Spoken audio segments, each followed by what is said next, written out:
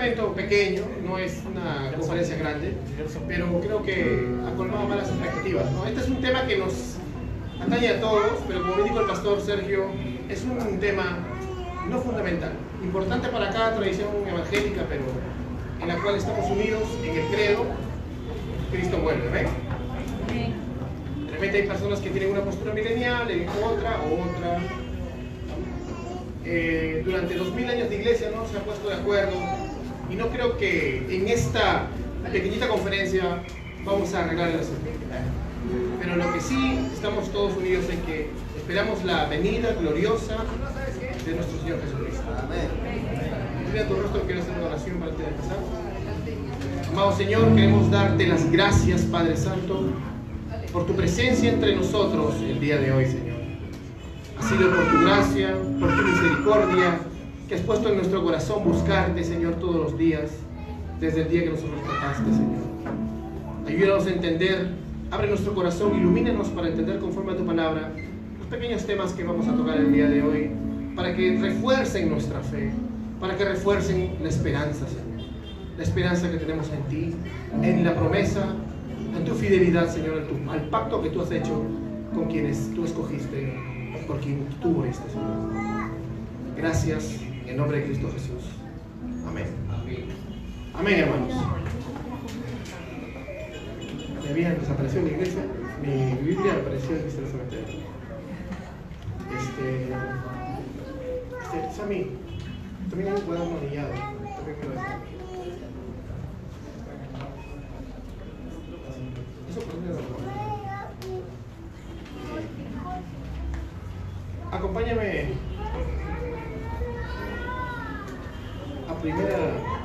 a segunda de Tesalonicenses.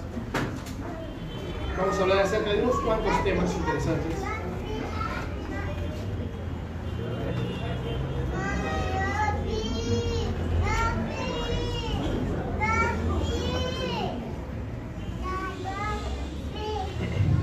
Acompáñame a segunda carta a los Tesalonicenses, capítulo 2, vamos a leer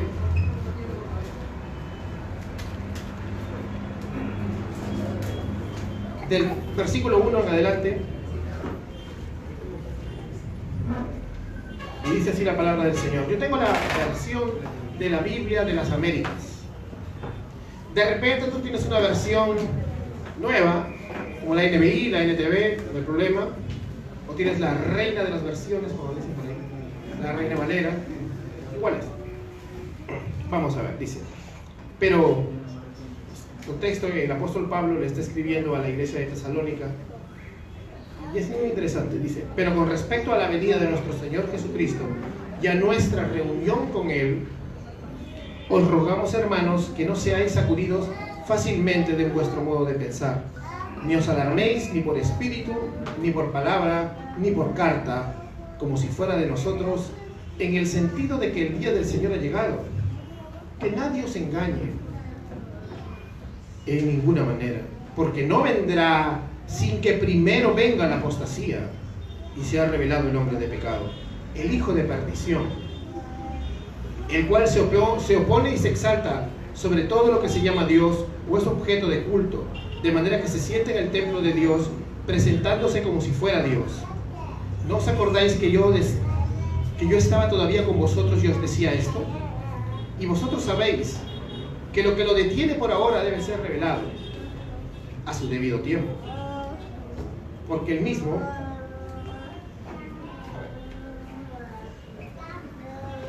misterio de la iniquidad ya está en acción, solo que aquel que por ahora lo detiene lo hará hasta que él mismo sea quitado de en medio. Y entonces será revelado ese inicuo, a quien el Señor matará con el espíritu de su boca y destruirá con el resplandor de su venida. Inicuo cuya venida es conforme a la actividad de Satanás, con todo poder y señales y prodigios mentirosos, y con todo engaño de iniquidad para los que se pierden, porque no recibieron el amor de la verdad para ser salvos. Por esto Dios les enviará un poder engañoso, para que crean en la mentira, a fin de que sean juzgados todos los que no creyeron en la verdad, sino que se complacieron en la iniquidad. Amén. Este texto ha sido usado usualmente para el tema que vamos a tocar hoy día, que se llama, para empezar el primer tema, el anticristo. Es un tema bastante común, que se toque a veces de una manera irresponsable, porque en la cultura popular evangélica, no sé si algunos de ustedes crecieron en la fe viendo unas películas, no sé si se acuerdan, se llama Left Behind, donde actúa Kirk Cameron, un hombre de Dios, un hermano bueno, pero actúa en una película que tiene una trama algo hollywoodense. Left Behind trata de una película, es una película que trata de un mundo en el cual viene Cristo, pero no llega a consumar su venida, sino que se queda en las nubes un rato y se lleva a las personas nada más.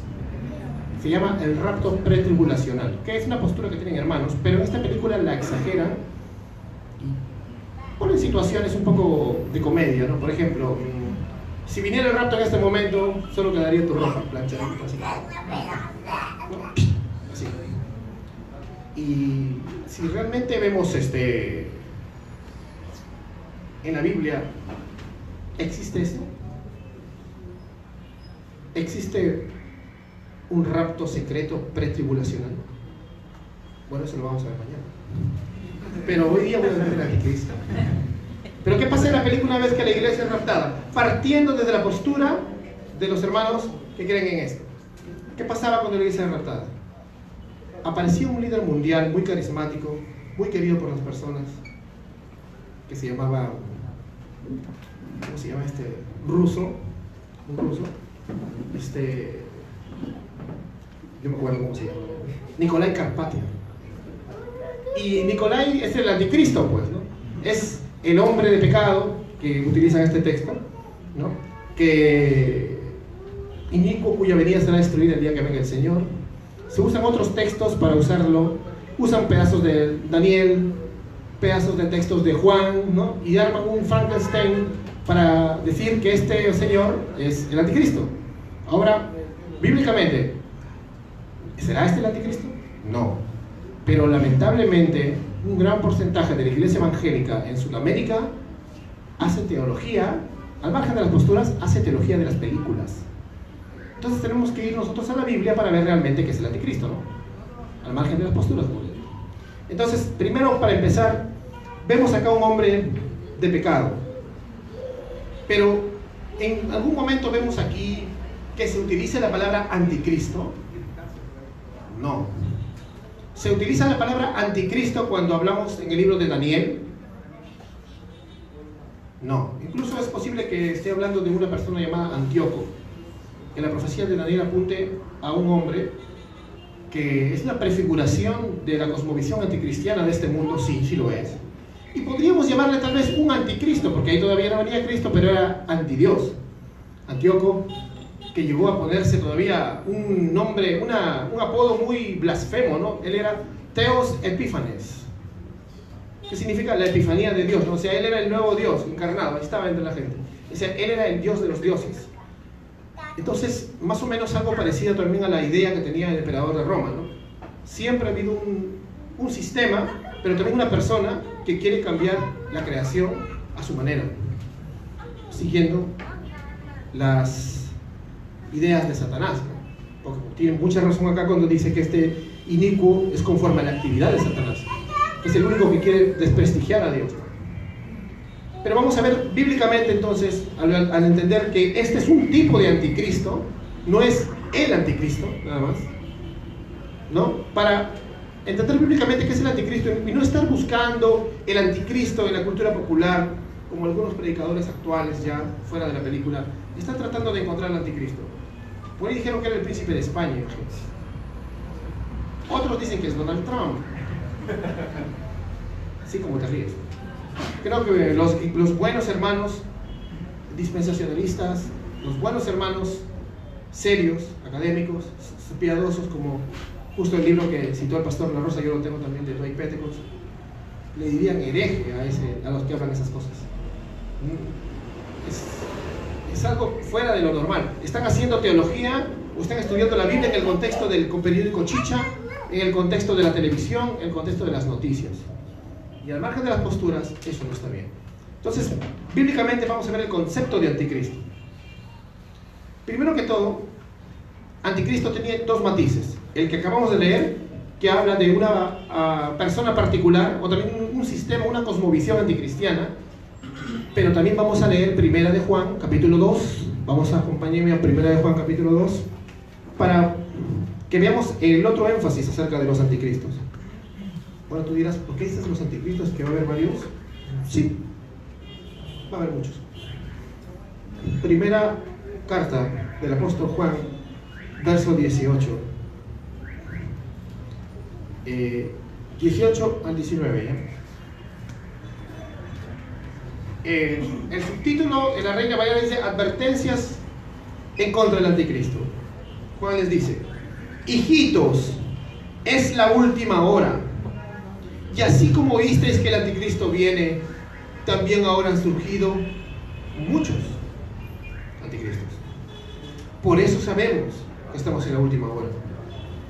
Es decir, que la evidencia de que estaban en los últimos tiempos es que habían surgido muchos anticristos. Se cumplía lo que había dicho Jesús, ¿no? Y aparecerán falsos cristos y falsos maestros, y tratarán de engañar incluso a los elegidos. Se cumplía lo que decía el Señor. Por tanto, ellos decían: bien, la evidencia de que estamos en los últimos tiempos es que va a haber anticristos. Y tú dirás, ¿en qué tiempo, en qué siglo vivió Juan? Entonces, ¿cuándo era el último tiempo? Esta carta fue escrita antes del año 70. Podríamos hacer una aplicación en este tiempo, ¿no?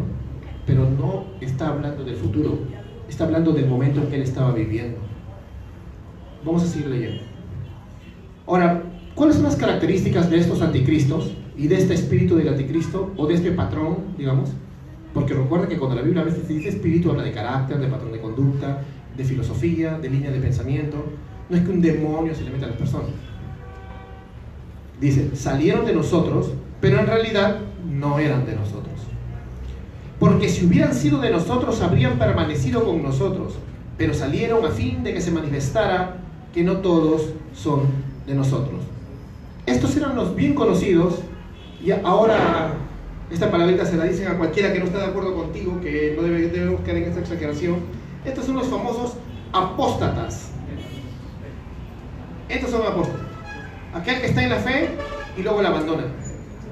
¿Amén? Entonces, el anticristo era un término para los apóstatas, para empezar. El uso bíblico debe primar para entender un tema más que el uso popular. Entonces nosotros tenemos que buscar el uso bíblico y no el uso popular. Si buscamos el uso popular, vamos a comenzar a conjeturar que la película dijo, que el predicador tal dijo. Pero si el predicador tal no está usando el uso bíblico de un término, puede llevarte por una historia que parece bonita pero no es cierta. Sigamos. Entonces el anticristo no era solamente un individuo particular. Vamos a seguir leyendo el verso del 22 al 26. Dice otras características acerca de estos apóstatas, ¿no? ¿Qué creían estos apóstatas? ¿Cuáles eran sus herejías, ¿no? ¿Por qué los podemos llamar herejes también? Porque dice, ¿quién es el mentiroso sino el que niega que Jesús es el Cristo? Este es el anticristo, el que niega al Padre y al Hijo. Interesante, ¿verdad? Bastante interesante. En el contexto de ese momento, ¿quiénes eran los que negaban al Padre y al Hijo? Había dos tipos de personas. Una eran los gnósticos, contra los que Juan siempre se enfrentaba, y la otra eran los judíos. Los judíos no arrepentidos. Los judíos no arrepentidos negaban que Jesús era el Señor, que era la encarnación, que era el Mesías. ¿Amén? Y esto es bastante interesante porque a veces no se toca eso. ¿Te acuerdas de Hebreos 6? Un texto, vamos a leerlo. Texto que a veces es mal usado también. Y es importante que lo leamos porque este texto lo usan muchos hermanos de buen corazón, pero tal vez porque no han profundizado en el contexto de la carta que están leyendo, para aseverar que la salvación se pierde. Escuchan por ahí, ¿no? Al margen de lo que puedas creer, te digo, este texto no lo puedes usar, porque este texto no tiene nada que ver con eso. Mira, vamos a regresar.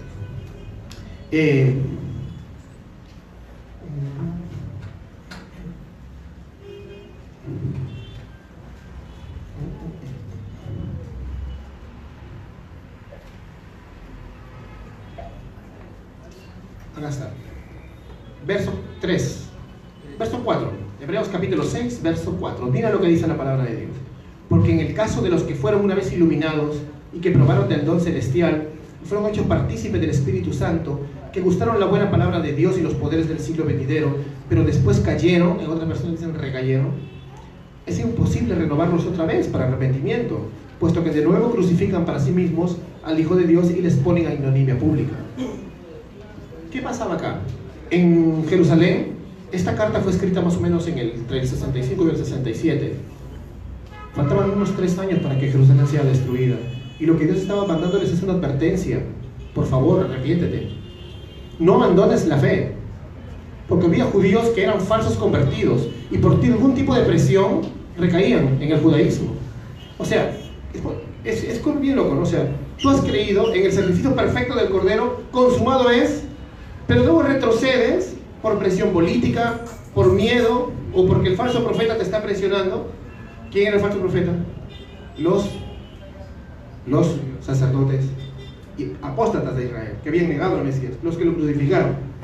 Entonces, por esa presión tú decías, no, yo no quiero que maten a mi familia, no quiero que me impidan hacer negocios, porque te cerraban las puertas todos, y eso lo vamos a ver después en la marca de la bestia, pues no podías comprar, no podías hacer nada. Entonces, no, mejor regreso y sigo matando a mi chivito en el templo, cuando ese templo Cristo lo clausuró.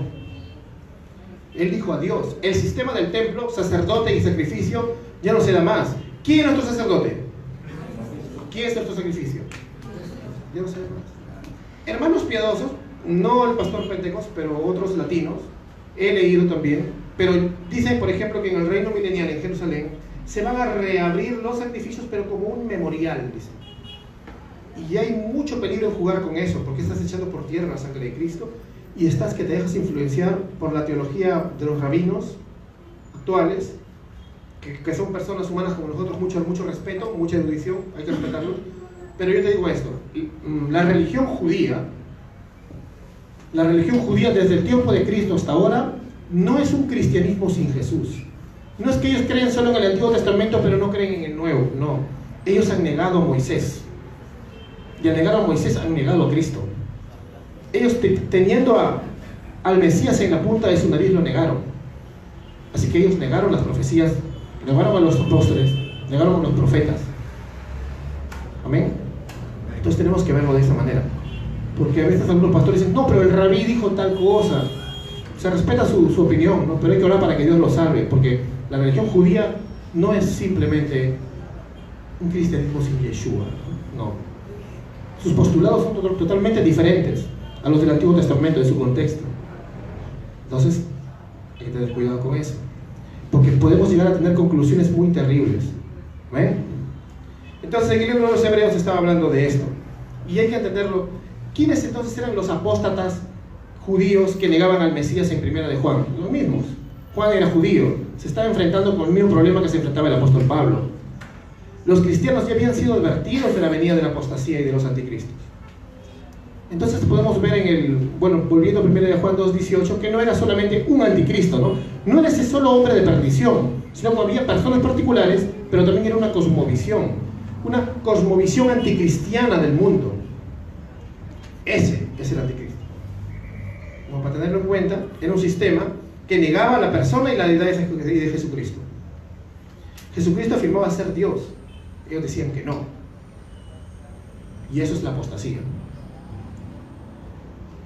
Judíos que habían hecho una profesión de fe, ¿no? Sí, pero no habían sido nacidos de nuevo, solo habían sido iluminados, habían gozado del don celestial de la iglesia, habían sido partícipes, pero nunca se habían arrepentido de verdad, porque un verdadero creyente no retrocede. El mismo libro de Hebreos al final les advierte y les dice, nosotros no somos de los que retrocedemos para perdición. Es terrible, ¿no? Es vital entender este tema del anticristo, hermanos, porque entender este tema, para estudiarlo en su contexto real y su cumplimiento histórico, nos evita caer en doctrinas falsas.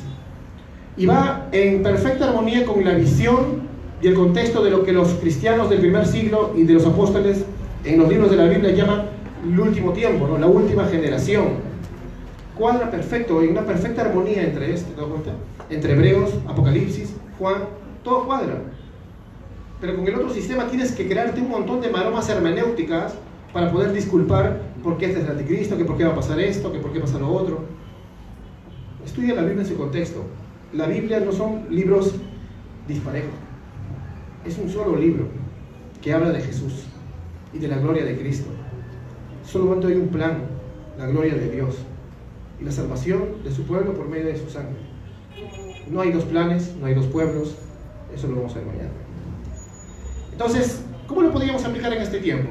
Entonces, si entendemos que en el siglo I los apóstatas y los anticristos eran o personas particulares que se rebelaban contra Dios, o un sistema de cosmovisión anticristiana, ¿cómo se podría aplicar ahora?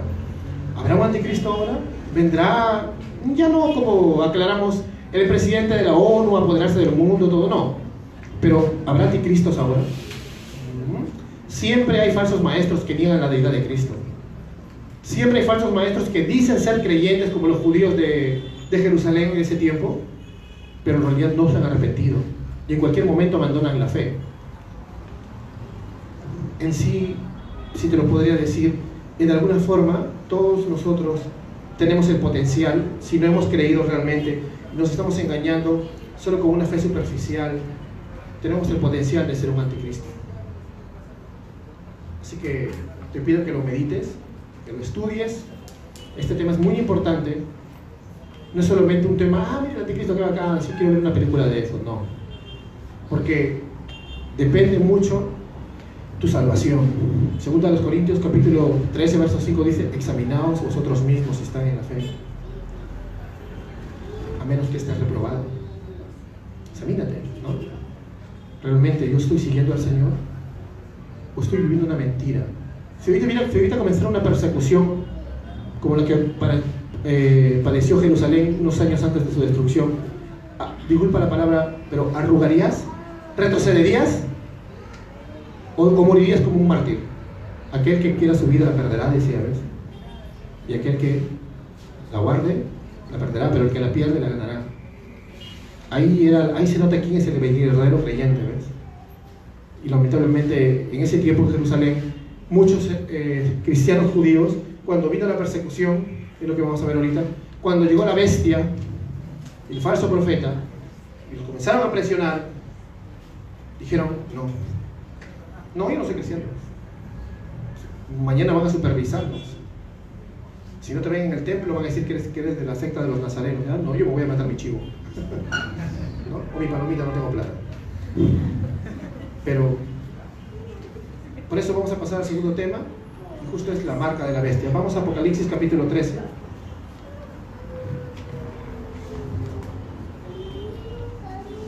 Apocalipsis capítulo 13.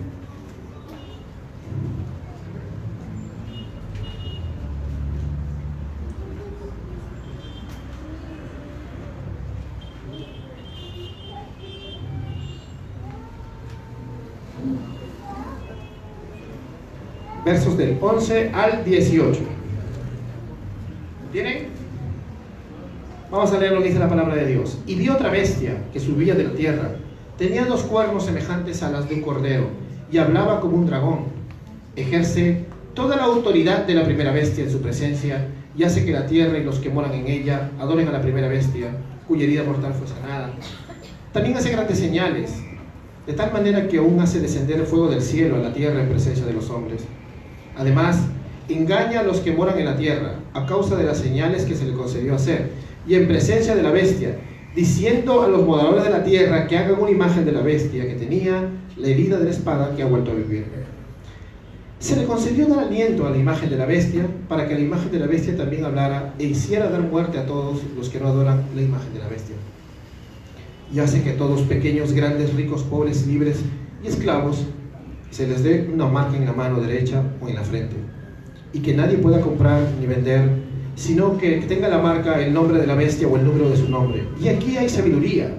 El que tiene entendimiento, que calcule el número de la bestia, porque el número es de un hombre, y el número es 666. Otro tema que hicieron muchas películas, no sé si se acuerdan de Damián, ¿no? La profecía. Damien Thorn, un embajador que resultó ser el anticristo. Lo mataron y al final él no era su hija. Una cosa muy loca. Pero lo que dice la Biblia tiene un contexto, y es justo, dice una bestia que surge de la tierra, o sea, surge del mismo Israel. Es un falso profeta esta bestia, y hace que todos adoren a la primera bestia. ¿Quién era la primera bestia? Muchos eruditos antiguos hablan de que era el Imperio Romano, no la Iglesia Católica Romana, el Imperio Romano. Entonces el falso profeta, ¿sabes lo que hacía? Cumplía las profecías de Cristo cuando decía que tu propio padre y madre, que él vino a traer la espada y se irán contra ti, que los meterán a las cárceles, que los castigarán, que los matarán. Y eso es lo que comenzó a pasar. ¿Quién era el falso profeta? La casta sacerdotal judía, como te dije hace rato. La casta sacerdotal traidora, que metió al Mesías en una cruz, pensando que le estaban ganando a Dios, ¿no? Los dirigentes judíos, por un lado, el falso profeta, y los anticristos, que ya vimos en Hebreos 6, que son los falsos creyentes. El falso profeta seduce a los falsos creyentes, o sea, a los anticristos, y los arrastra hacia él. Es vital también entender esta doctrina, mira, de la marca de la bestia, para que no creas que es un chip. Por ahí, no sé, alguien dice que es un chip, ¿no? Por ahí, no sé cómo se les ocurre decir eso, pero vamos a leer Deuteronomio capítulo 13, del 1 al 5. Miren, los falsos profetas pueden hacer muchos milagros y pueden parecer muy buenos. Lo advirtió Moisés. Vamos a leer Deuteronomio capítulo 13. ¿Quién me puede ayudar con esa lectura? A ver, Deuteronomio capítulo 13, versos del 1 al 5 en voz alta, como discurso. Ahora decir algo.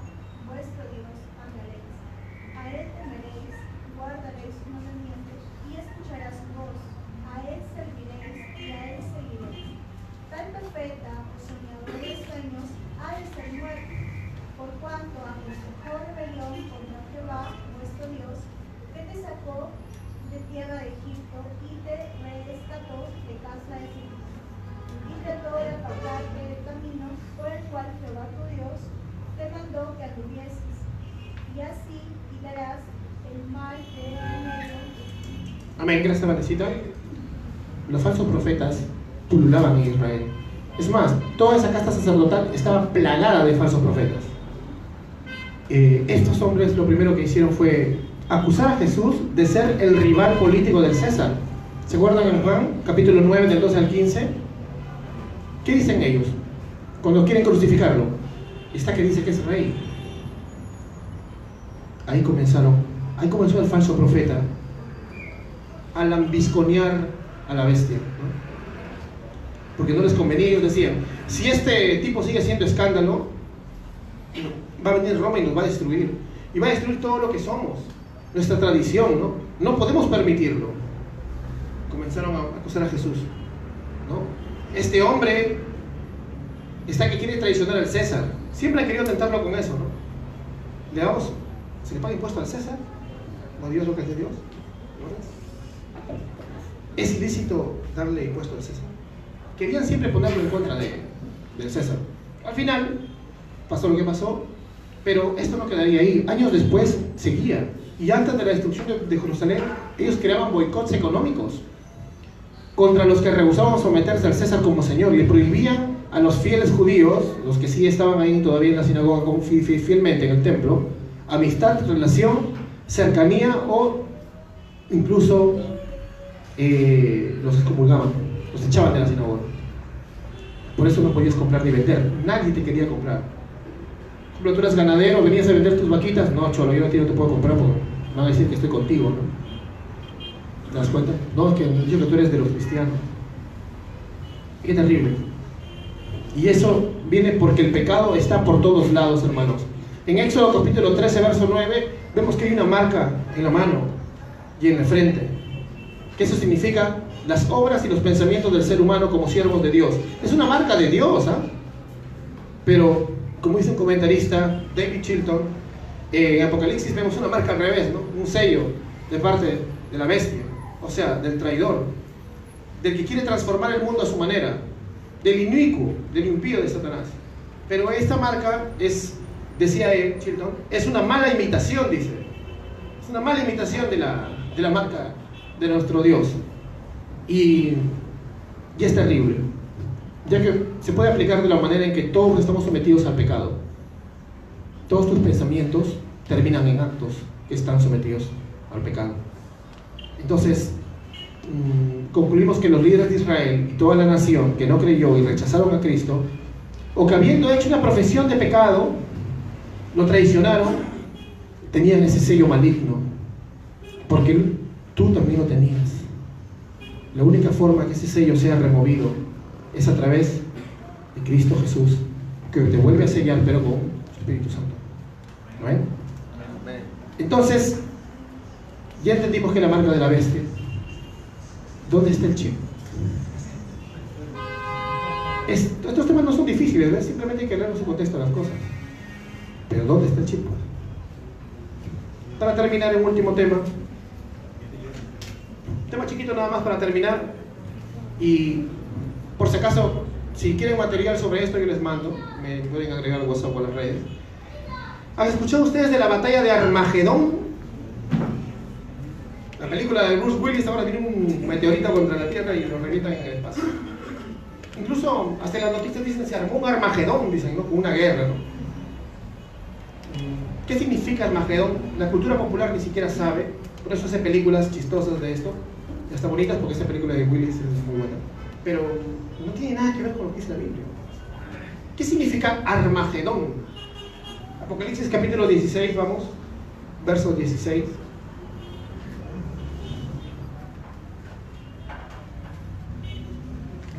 Sí, verso 16. Cuando el Señor habla de las 7 copas de la ira de Dios, que eso lo tendremos otro día, que también se dan en el año siglo I. No estés esperando las copas ahorita. Dice, y los reunieron en un lugar que en hebreo se llama Armagedón. Armagedón es un nombre bien chistoso, ¿sabías? Porque Armagedón significa monte o cerro de Megiddo. Pero tú dices, ya, eso está en el Antiguo Testamento, ¿no? No, no existe. No, pero yo lo he visto. No, tú has visto el valle de Megiddo. Es el valle de Megiddo, no es el monte. Ahora Armagedón significa monte. Y es un valle donde se recuerdan las victorias de Dios en Josué capítulo 12, verso 21, la victoria del ejército animado por Débora en Jueces capítulo 5, pero también la derrota de los que decían ser judíos, creyentes, y traicionaron a Dios. El terrible nieto de Josías, Ocosías, muere ahí. El mismo rey Josías, que creo que está en el cielo, sino que desobedeció a Dios y Dios lo disciplina, muere a manos de Faraón Necao en 2 de las Crónicas capítulo 35. Y también vemos en el capítulo 36 que en ese valle viene una apostasía terrible. Entonces, ¿por qué le ponen un monte de Megiddo? ¿Por qué es un cerro de Megiddo? Porque digamos que el cerro más cercano que está ahí es el Monte Carmelo, que es el lugar donde murieron muchos falsos profetas. Es una jugada de Juan, es una forma de hablar chistosa, digamos, ¿no? Está mezclando las victorias de Dios con las derrotas de los falsos profetas y aún de los que decían ser sus seguidores pero lo traicionaron. Para Juan, Megiddo era un símbolo de la victoria de Dios sobre sus enemigos y la derrota y desolación de los que se oponen, y los falsos profetas. Que es justo la idea de Apocalipsis. Apocalipsis es un libro de victoria, no de derrota. No que da miedo, uy, qué feo el Apocalipsis. Es una revelación. Nunca habrá una batalla de Armagedón futura, porque ese lugar no existe. a menos que por ahí, no sé, algún cerro por ahí lo fundes y lo llames Megiddo, ¿no? Pero no existe Armagedón, ni existirá Armagedón, porque simplemente no existe un monte de Megiddo. ¿Amén? Tema pequeño, pero que nos lleva a entender simplemente de que, ¿qué quiere decir en este Apocalipsis 16:16? Que Dios nunca va a ser derrotado, ni por sus enemigos, ni por los que dicen ser sus amigos, pero luego lo traicionan. ¿Amén? O sea, el falso profeta y el anticristo y la bestia no pudieron contra Dios. Y en este tiempo hay muchos falsos profetas.